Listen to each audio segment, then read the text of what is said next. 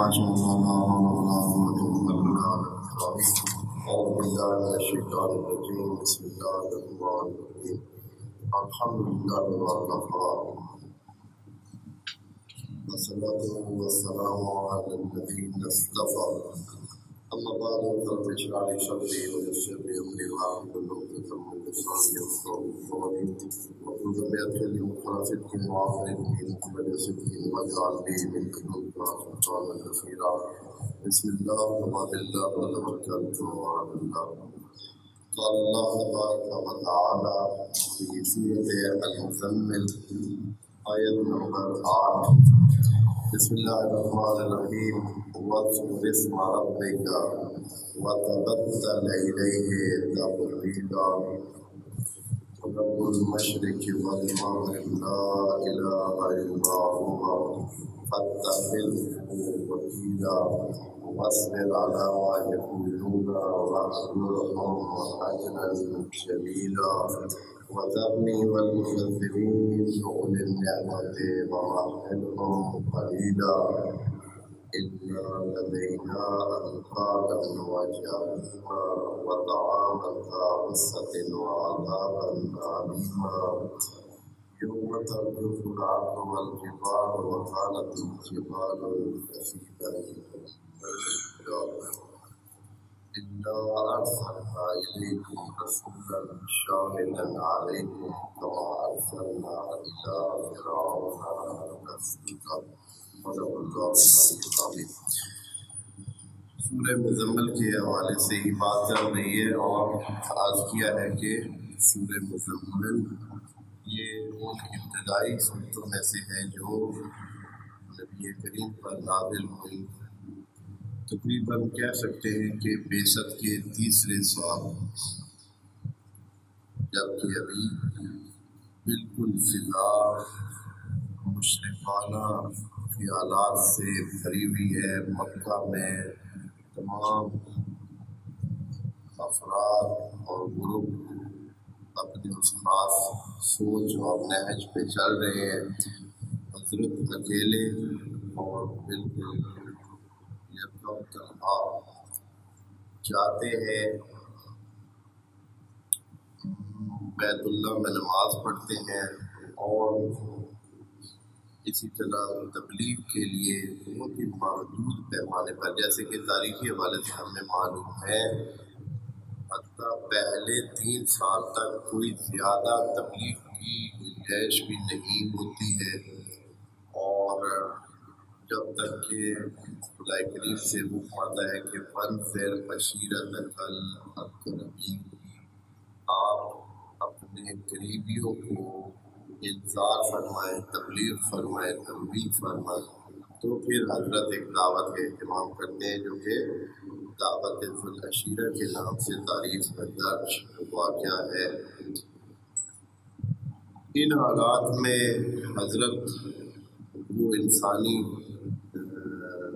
جو فطریات ہیں اس کے مطابق، پہلے بھی عرض کیا ہے کہ انبیاء کو حکم تبلیغ کوئی خاص ڈنڈا سوٹا یا کوئی اس طرح کی چیز دے کر یا جبر اور زور کا کوئی حربہ دے کر نہیں بھیجا گیا، بلکہ اسی عام خطابی بیانی لحاظ سے ہی بات کہ انسان کو بیان کے ذریعے سمجھایا جائے، بتایا جائے، راستے کی ہدایت دی جائے، یہی کچھ دے کر بھیجا گیا ہے.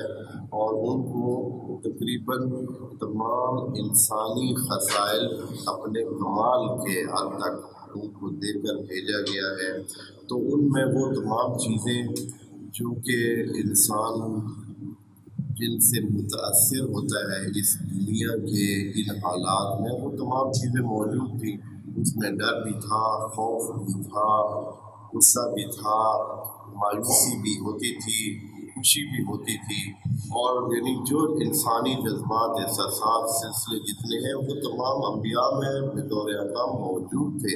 اب کوئی کہے کہ نہیں ایسا مثلا ان میں کوئی خاص وہ تھا کہ وہ مختلف تھے انسانوں سے، پھر تو بات ہی ختم ہو جاتی ہے، پھر تبلیغ والی بات ہی نہیں رہتی ہے کہ اگر وہ آ کر یہاں اپنے جادو سے، اپنے اس جو ایک خاص قسم کی اندرونی زور ہو، خاص قسم کی طاقت ہو، اور وہ لوگوں کو اپنی طرف راغب کر لے، تو پھر تو بات ہی ختم ہو جاتی ہے، انبیاء کو بھیجنے کی ضرورت ہی نہیں ہے، وہ کام تو خود خدا کریم بھی کر سکتا ہے، اور اس میں پھر کسی واسطے کی ضرورت نہیں ہے۔ تو جب یہ صورتحال ہے کہ وہ عام انسانی روش سے دوسروں کو قائل کرتے کہ وہ راہ حق کو اپنا لے، اس آئندہ کو دیکھ لے، اس فیوچر کو دیکھ لے، اس مستقبل کو دیکھ لے جس کو خدا کریم دکھانا چاہ رہا ہے انسانوں کو، کہ انسانوں آپ کی نظر کوتاہ ہے، تھوڑی ہے، بہت محدود آپ دیکھتے ہیں، ہم آپ کو پوری تصویر دکھاتے ہیں کائنات کی، اور اس پوری تصویر کو دیکھ کر اپنا راستہ طے کریں، پھر اپنے لیے دو راستوں میں سے جو آپ چاہتے ہیں وہ کریں۔ تصویر دیکھ تو لے، قرآن اس کائنات کی تصویر ہے، اور یہ حقائق کی ایک تصویر ہے، انبیاء بھی اسی مقصد کے لیے آئے تھے۔ اب نبی جب سامنا کرتے ہیں اس معاشرے کا تو اس میں خرابیاں ہوتی ہیں، مایوسیاں ہوتی ہیں، ان مایوسیوں کے لیے اب خدا کریم نبی کو یہ فرماتے ہیں کہ اس کا علاج یہ ہے کہ آپ اپنے اندر صبر اور قوت ارادی کو بڑھائیں۔ مایوسی تو ہونی ہے، سارا دن آدمی پھرتا رہے، بات کرتا رہے، ملنے کی کوشش کرے، کوئی ملتا نہیں ہے، کوئی بات سنتا نہیں ہے، کوئی سنتا ہے تو ہنس کے چلا جاتا ہے، کوئی آگے سے یہ آوازہ کستا ہے کہ یہ تو مجنون ہے، یہ تو باتیں کرتا رہتا ہے۔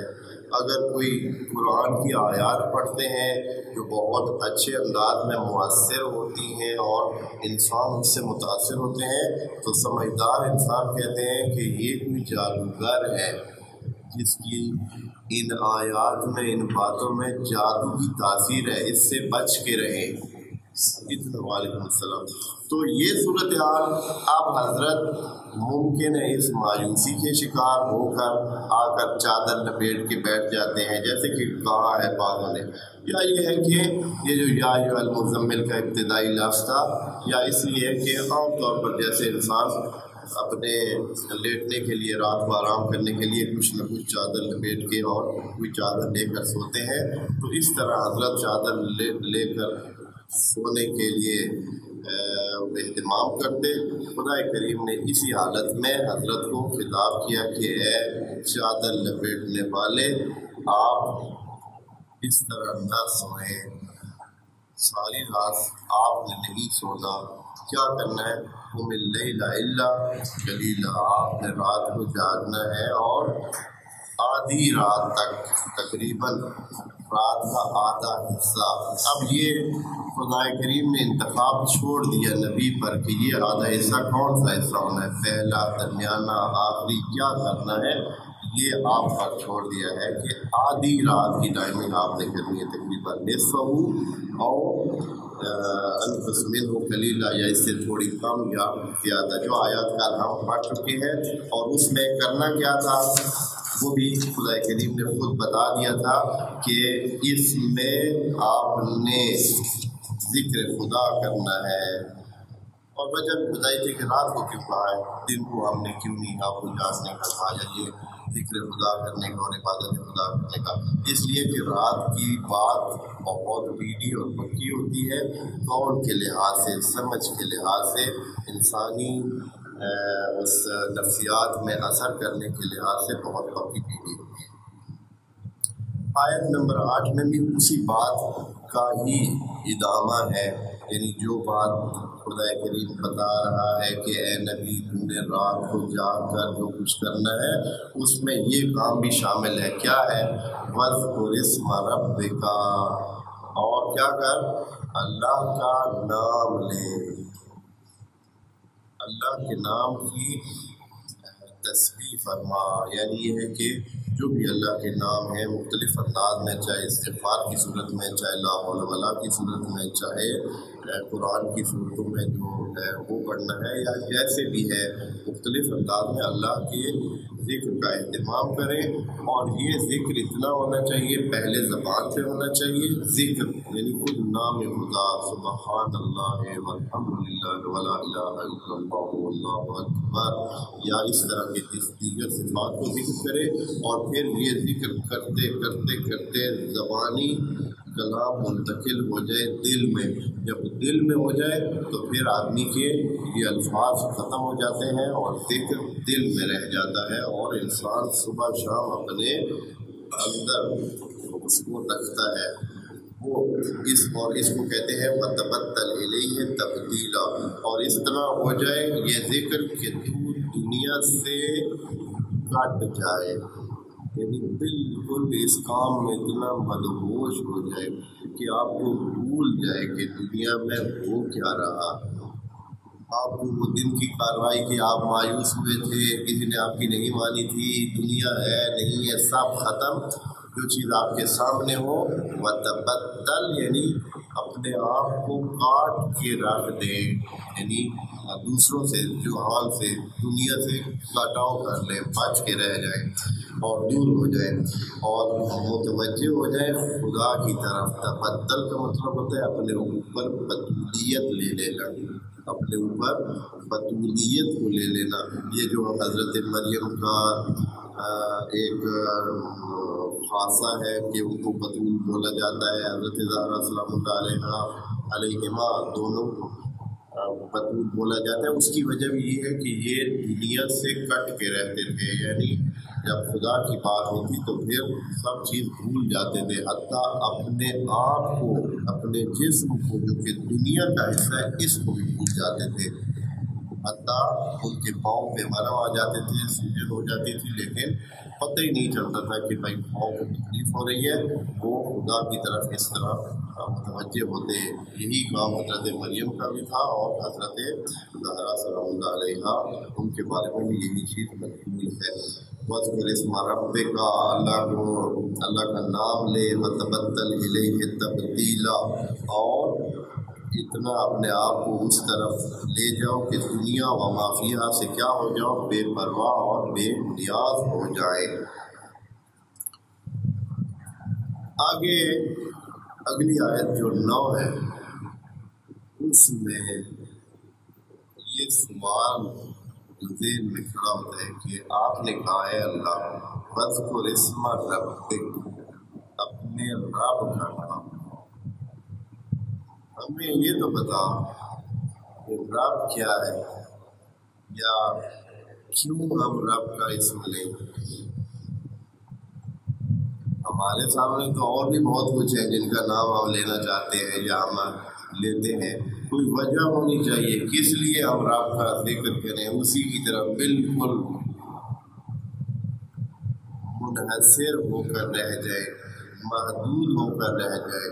تو فرماتے ہیں کہ رب المشرق والمغرب، وجہ یہ ہے کہ وہ رب مشرق و مغرب ہے، یعنی آپ کے سجے کھبے جو کچھ ہے اس کو چلانے والا۔ یہ رب کے لفظ کو آپ سمجھیں، رب کا مطلب ہوتا ہے چلانے والا، مدیریت کرنے والا، جیسے آج کل مثلا جدید الفاظ میں جو مینیج کرنے والا، پوری جہان کو جو مینیج کر رہا ہے، مغرب و مشرق کو مینیج کر رہا ہے۔ اب جیسے ابھی بھی ہمارے پاس سیاسی لحاظ سے 2 ہی طیف مشہور ہے، مغربی جہان اور مشرقی جہان، تو خدا کریم نے بھی 2 جہان کر کے ایک موٹی موٹی بات بتا دی کہ یعنی جو کچھ ہے اس کو مینیج کرنے والا، اس کو ربوبیت کرنے والا، چلانے والا ہے۔ اس لیے جو ہم چل رہے ہیں تو ہمیں کوئی چلا رہا ہے، ہماری سانس کو کوئی چلا رہا ہے، ہمارے ایک ذرے کو کوئی چلا رہا ہے۔ ہمارے اندر ایک انسان صرف اپنے آپ کو ہی دیکھ لے تو ہمارے اندر جہان ہے، ایک جہان بھی نہیں ہے، عالم ہے، عالم، کتنے عالم ہیں جو ایک ہمارے اندر صرف موجود ہے۔ پورے جہان ہے، اور وہ پوری ایک آبادی ہے، اور پورا ان کا ایک سسٹم ہے رہائش کا، جینے کا. تو خدا کریم فرماتا ہے کہ مشرق و مغرب میں جو کچھ آپ کو نظر آتا ہے، انسان کی نظر اتنی ہی ہے مشرق و مغرب، تو اس میں پوری کائنات آ جاتی ہے. تو رب المشرق والمغرب ہے، اس لیے اس کا نام لے، کیونکہ اس کے نام کے علاوہ کوئی اور پھر رہتا ہی نہیں ہے. جب رب المشرق والمغرب وہ ہو جائے تو اس میں کوئی چیز باقی رہ گئی ہے کہ آپ اس کا نام لیں، اس کا ذکر کریں، اس کی طرف آپ متوجہ ہوں، کسی اور کی طرف نہ متوجہ ہو. اس لیے کہ آپ ادھر بھی منہ کریں تو بھی رب، ادھر منہ کریں تو بھی رب، اس کا سوچیں تو بھی رب، اس کا سوچیں تو بھی رب، اس کی تعریف کرنا چاہیں تو بھی رب کی تعریف، اس کی تعریف کرنا چاہیں تو بھی رب کی تعریف. پھر آپ کے پاس کچھ بچتا ہی نہیں ہے. اس لیے کسی خیالی چیز کو نہ اپنا محور بنائیں. جیسے دریا ہے نا، دریا میں دریا کی طرف متوجہ ہوں. دریا میں اٹھنے والی موج کو آپ کچھ چیز سمجھ لیں، یہ خیالی بات ہے. موج کی کوئی حیثیت نہیں ہے، موج تو دریا کا حصہ ہے. لیکن انسانوں میں بھی یہ چیز پائی جاتی ہے کہ انسان خدا کی مخلوق کی طرف متوجہ ہو جاتا ہے. بعض بات خدا کریم فرماتا ہے نہیں، تو اس کو چھوڑ، اس اصلی چیز کی طرف ہو، جو مرکزی چیز ہے ادھر متوجہ ہو. لا الہ الا ہوا، نہیں ہے معبود اس کے سوا. جب رب کوئی دوسرا نہیں ہے تو معبود کسی دوسرے کو کیوں بنایا جائے؟ انسانوں میں ہوا یہی ہے کہ رب وہ مانتے ہیں خدا کو، خالق خدا کو مانتے ہیں، مالک خدا کو مانتے ہیں، بنانے والا اس کو مانتے ہیں، اور پھر آ کر ربوبیت میں خرابی کرتے ہیں. سمجھتے ہیں کہ چلانے والا کوئی اور ہے، رب کوئی اور ہے. رب کا مطلب ہوتا ہے چلانے والا، چلانے والا کوئی اور ہے. جب چلانے والا ہوتا ہے تو اکثر انسان کا دل ہوتا ہے کہ چلانے والے کی عبادت بھی کرے، بندگی اس کی کرے جو اس کا فور مین ہے. چلانے والا جو اس کے اوپر لگا ہوا ہے، بندہ اس کی مانتا ہے. مثال کے طور پر اگر جو ہے ایک بندہ کہیں افسر لگا ہوا ہے، اس کے نیچے دوسرے افسر ہے، اور اس کے نیچے مثلا 50 بندہ 100 بندہ کام کر رہا ہے مطلب کسی ادارے میں. اب وہ جو بڑا افسر ہے وہ بھی آج وزٹ کے لیے آیا ہوا ہے ہاں، تو یہاں جو صبح شام جس کا سامنا ہوتا ہے وہ تو ہوتا ہے وہ افسر جو ادھر ہوتا ہے، اور وہ جو افسر دور سے آیا ہوا ہے تو بڑا، لیکن اس کی پہچان اتنی نہیں ہے. اب انہوں نے کس کی ماننی ہے؟ وہ کہتے ہیں آپ یہ کام کریں ادارے والوں کو، اور یہ افسر جو ادھر ہر وقت ہوتا ہے اور ان کے اوپر سر پر ہوتا ہے، اور اسی نے ان کی ساری طے کرنی ہوتی ہے کہ کیا ان کی اچھائی لکھنی ہے کیا نہیں لکھنی ہے.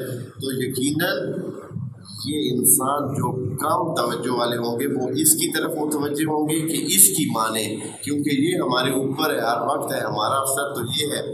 وہ جو کم پہچان رکھتا ہے افسر بڑا، وہ اس کی نہیں مانیں گے. لیکن اگر کوئی ان میں سے سمجھدار ہوا، عقل مند ہوا، تو وہ کس کی مانے گا؟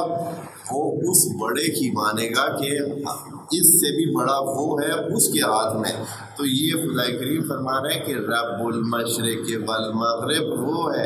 اگر آپ کو چھوٹا موٹا کوئی آس پاس میں لگتا بھی ہے کہ اس کے ہاتھ میں کوئی چیز ہے تو اس کی اہمیت نہیں ہے. لا الہ الا ہوا، کوئی معبود نہیں ہے اس کے سوا. فاتخذہ وکیلا، یہ بہت مہم بات ہے کہ اسی کو اپنا وکیل بنا لے.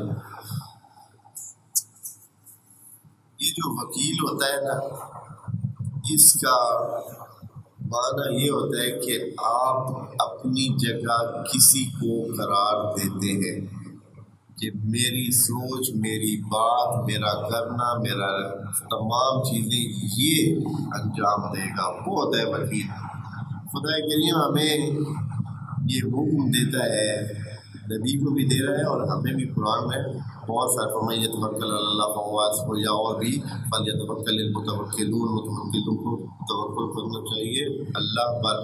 تو یہ خدا کو وکیل بنانے کا مطلب یہ ہے کہ آپ بھول جائیں جہان کو، کیا ہو رہا ہے کیا نہیں ہو رہا ہے، کہاں سے آئے گا کدھر سے آئے گا کیا ہوگا.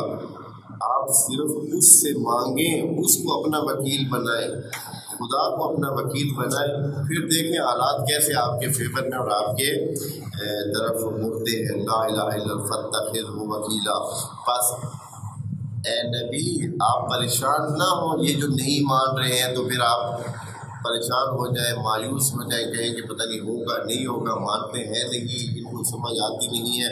نہیں، آپ اللہ کو اپنا وکیل بنائیں، اپنا رجوع ادھر کریں اور خدا سے مانگیں ان کی ہدایت۔ جیسے ہی خدا کی طرف سے آپ یہ چاہیں گے، خدا کریم آپ کے لیے امور کو صحیح کرے گا۔ اور خدا نے یہ فرمایا ہے دوسری جگہ، فَبِمَا رَحْمَةٍ مِّنَ اللَّهِ لِنتَ لَهُمْ، کہ وَلَوْ كُنتَ فَظًّا غَلِيظَ الْقَلْبِ مِنْ حَوْلِكَ، کہ اللہ کی دی ہوئی رحمت سے یہ لوگ اب تمہاری بات مان رہے ہیں، اور اگر اپنی طرف سے زور لگاتے رہتے تو انہوں نے کبھی ماننا نہیں تھا۔ بس کیا کیا نبی نے؟ رحمت خدا کو حاصل کیا۔ کیسے حاصل کیا؟ اسی طرح کہ اللہ کو اپنا وکیل مانا اور تمام اپنی عبودیت اللہ کے اس سائٹ میں ڈال دی، اپنی بندگی محض کر دی خدا کے لیے۔ خدا کریم نے ان کو اتنی طاقت دے دی، اتنی رحمت دے دی، اتنی خاصیت دے دی کہ لوگ ان کے گرویدہ ہونے لگے اور ماننے لگے۔ بس میرا علامہ یہ اگلی بات جو کرنی ہے، تمام انسانوں کے لیے یہ درس ہے، یہ باتیں، یہ جو قیمتی باتیں ادھر لکھی ہوئی ہیں نبی کے لیے خدا کی طرف سے، یہ انسانی زندگی میں ترقی کے لیے درس ہے۔ آخرت کو کوئی چھوڑ بھی دے نا، اگر نہیں مانے، صرف اسی زندگی کے لیے بھی یہ درس ہے اور اتنے مفید ہے کہ انسانی زندگی کو ادھر سے ادھر کر سکتے ہیں۔ بس پھر علامہ یقولون، جو کچھ کہتے ہیں آپ صبر کریں، چپ رہیں، برداشت کریں، کچھ نہ کریں، مایوس نہ ہو۔ یہ نہیں کہ آپ یہ اس طرح کہہ رہے تو آپ کہیں کہ بس ٹھیک ہے چھوڑ کے میدان ہم بھاگتے ہیں، ایسا نہیں کرنا ہے۔ بس پھر علامہ یقولون وَاهْجُرْهُمْ هَجْرًا جَمِيلًا، اور ان سے اگر اس طرح کی کوئی بات کرتے ہیں تو اس کی کنارہ کشی کر لیں تھوڑی دیر کے لیے، اور لیکن حجر جمیل ہو، ایسے نہ ہو کہ آپ مایوس ہو جائیں، یا یہ ہے کہ آپ ایسا ہے کہ ان کے ساتھ الجھ پڑیں، ان کے ساتھ کوئی مسئلہ بنا لیں، انہوں نے اگر ایک کہا ہے تو آپ بھی کچھ کہہ دیں۔ نہیں، حجر جمیل یعنی آپ جیسے وہ کہتے ہیں نا آج کل جدید اصطلاح میں ہے کہ پتلی گلی سے سائڈ پہ ہو جائیں، اس وقت کے حالات کو تھوڑا سا، اس غبار کو، اس جھگڑے کو، اس رولے کو، اس صورتحال کو ڈسمس ہونے دیں، ختم ہونے دیں، اس کو سائڈ پہ ہونے دیں، خود آپ جو ہے ایک کنارے پہ چلے جائیں۔ جب حالات دوبارہ بہتر ہو جائیں پھر آپ اپنی بات کہیں۔ اجرن جمیلہ، یہ ایسے نہیں کہ آپ کنارے پہ جا رہے ہیں لیکن اس انداز میں جا رہے ہیں کہ دوبارہ ان سے ملنے کی صورتحال ہی نہ ہو۔ نہیں، آپ اس انداز میں ادھر سے جدا ہوں ان سے کہ دوبارہ بھی آپ پھر ان سے بات کر سکیں۔ لیکن اگر آپ مثلا انہوں نے کچھ کہا، آپ نے بھی کچھ ایسا ریئیکشن دیا، یا پھر ایسے ہے کہ ایسی صورتحال میں وہاں سے جدا ہوئے جو دوبارہ ملنے کے آپ قابل ہی آپ کو نہ چھوڑا، مطلب ڈر کر بھاگ گئے، یا ایسے ہی کوئی اس طرح کی حرکت ہوئی کہ جس سے دوبارہ ملنے کے لیے اور آنکھیں ان کے ساتھ ملانے کی ضرورت نہ ہو سکے، تو ایسا نہ ہو۔ ہر حوالے سے مناسب اور معقول انداز میں وہاں سے کیا ہو جائے، ان سے تھوڑا کنارہ کر لیں۔ پھر اے اللہ بس کنارہ کر لیں اور چھوڑ دیں، کیا ہوگا پھر؟ فرماتے بذر نہیں والمکذبین، یہ جو آپ کو جھٹلا رہے ہیں ان کو علیحدہ رہنے دیں میرے ساتھ، یعنی مجھے چھوڑ دیں۔ یہ جملہ ہے، یہ عام طور پر جب ابھی بھی آج کل کے تمام لغتوں میں تقریباً یہ ہے کہ بندہ کہتا ہے کہ مجھے اکیلا چھوڑ دے، مجھے بس مجھ پہ چھوڑ دے، جیسے آپ کہتے ہیں نا کہ بس مجھ پہ چھوڑ دیں، اردو میں کہتے ہیں، انگریزی میں بھی اس طرح ہے، دوسری زبانوں میں بھی ہے۔ ایک ایسا لفظ ہے کہ آپ بے فکر ہو جائیں، مجھے اور اس کو، مجھے اس سے نپٹنے دیں۔ تو خدا کریم بھی نبی کو فرماتا ہے کہ مجھے ان سے نپٹنے دیں، آپ ذرنی، مجھے چھوڑ دو، یعنی آپ اس میں دخل نہ دیں، ٹھیک ہے میں خود ان سے نپٹ لوں گا۔ والمکذبین یعنی وہ جو جھٹلانے والے ہیں، جھٹلانے والے تھے، وہ کہتے تھے آپ نبی ہے ہی نہیں، آپ رسول ہے ہی نہیں، آپ کی باتیں خدا والی باتیں ہیں ہی نہیں. کون سے اولی النعمہ؟ یہ جو اپنے وسائل کے زور پہ آپ کی بات نہیں مان رہے. اکثر یہی ہوتا ہے انسان کے بات نہ ماننے کی وجہ، حق کو نہ ماننے کی وجہ کیا ہوتی ہے؟ اکثر آپ نے ہمارے معاشروں میں یہ چیز دیکھی ہوگی کہ جس کے پاس وسائل ہوتے ہیں وہ آسانی سے آپ کی بات نہیں مانتا ہے. کہیں اگر جھگڑا ہو، جس کے پاس وسائل نہیں ہوتے ہیں وہ تھوڑا سا نرمی کے ساتھ رویہ رکھ لیتا ہے، پھر بھی مان جاتا ہے. لیکن جس کو یہ ہو کہ میرا اثر ہے، میرے پاس وسائل ہے، میرا پتہ نہیں فلاں افسر میرا واقف ہے، میرا جاننے والا ہے، عزیز ہے، رشتہ دار ہے، یا اتنے میرے وسائل ہیں، میں یہ کر سکتا ہوں، وہ کر سکتا ہوں، تو وہ آسانی سے بات نہیں مانتا ہے. اولی النعمہ اس لیے کہا. اور وہاں کے اس وقت کے جو سردار تھے وہ بھی اس وجہ سے زیادہ تر نہیں مان رہے تھے کہ اگر مانتے ہیں تو ان کی سرداری پہ کیا ہو جاتے ہیں؟ سوال کھڑے ہو جاتے ہیں. پھر وہ اس طرح سردار نہیں رہتے ہیں. پھر اس طرح کے اولی النعمہ جن کو ہم نے نعمتیں اتنی دے رکھی ہیں، ان کو رہنے دے، میں ان سے نپٹ لوں گا. وَمَهِّلْهُمْ قَلِيلًا، ان کو تھوڑی مہلت دے دے.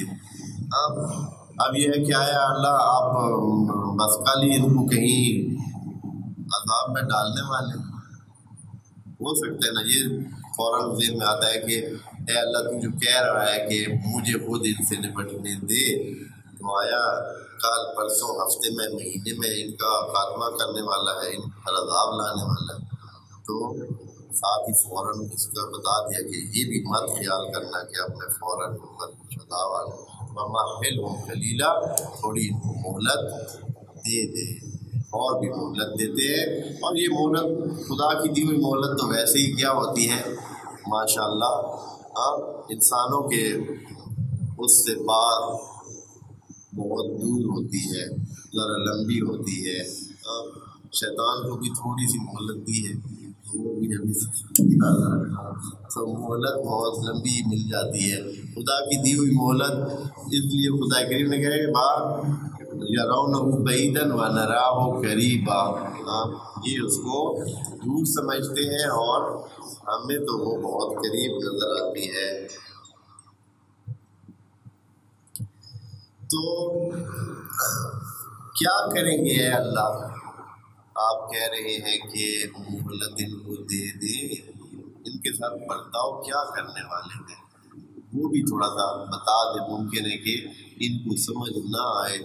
فرماتے ہیں اِنَّا لَدَيْنَا أَنْكَالًا، ہمارے پاس بیڑیاں ہیں.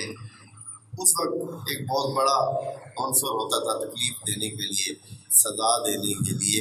بیڑیاں، لوہے کی بھاری بھاری بیڑیاں پہنا دی جاتی تھیں. اور وہ بیڑیاں یہ آج کل والی بیڑیاں نہیں ہوتی تھیں. آج کل تو ایک چھوٹی سی ایسے پاؤں میں وہ ایک ہلکا سا ڈال کے زنجیر ڈال دیتے ہیں اور اس کو بیڑی کا نام دیتے ہیں. اس وقت کی بیڑیاں بڑی ہی اور طرح کی ہوتی تھیں. یا تو لکڑ کی بنی ہوئی بھاری بھاری وہ ہوتی تھی جس میں پاؤں پھنسا دیتے تھے، اور اس میں پاؤں وہ یعنی آدمی اس کو چل ہی نہیں سکتا تھا. دونوں پاؤں کو ایک خاص قسم کی لکڑی لے کر اس میں 2 سوراخ ہوتے تھے، اس میں پاؤں داخل کر دیتے تھے اور پھر وہ بندہ ہلنے کے قابل نہیں ہوتا. یا پھر لوہے کی بھی اس طرح کی کوئی چیز بنی ہوئی ہوتی تھی. اس طرح کی بیڑیاں معروف ہوتی تھی اس وقت سزا کے لیے. نتیجہ یہ ہوتا تھا کہ کوئی انسان تقریباً اپاہج ہو کے رہ جاتا تھا اگر بیڑیاں اس کے پاؤں میں ڈال دیتے. تو خدا کریم فرماتا ہے ہمارے پاس ہے ان کے لیے بیڑیاں، و جہیم، اور جہنم بھی تیار ہے ان کے لیے.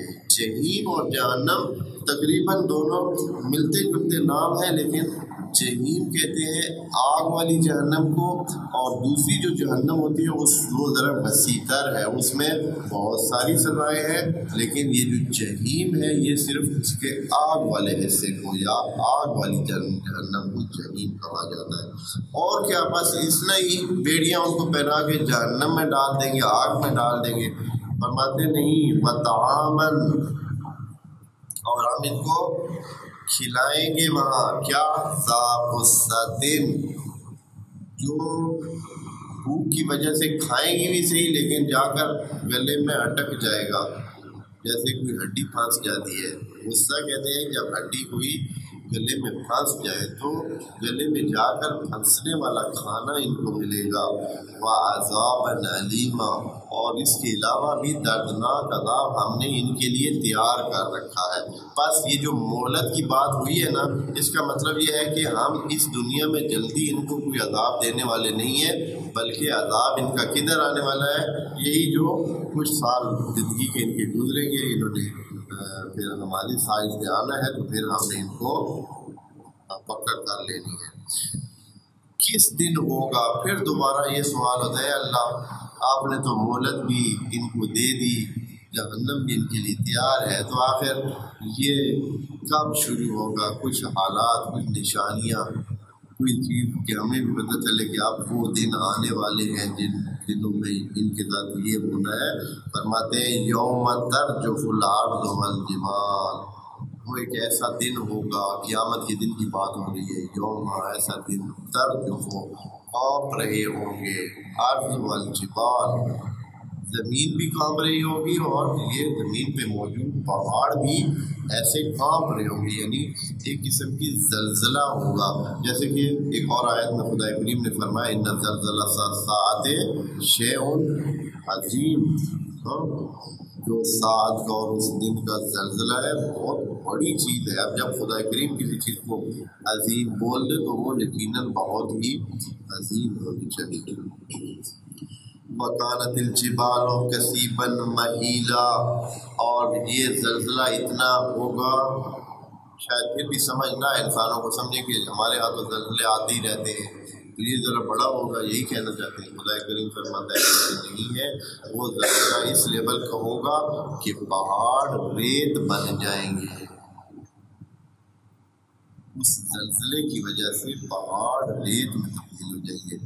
وَكَانَتِ الْجِبَالُ كَثِيبًا مَهِيلًا، ایسی ریت جو بہہ نکلتی ہے، یعنی بکھر جانے والی اور بہہ جانے والی ریت بن جائے گی۔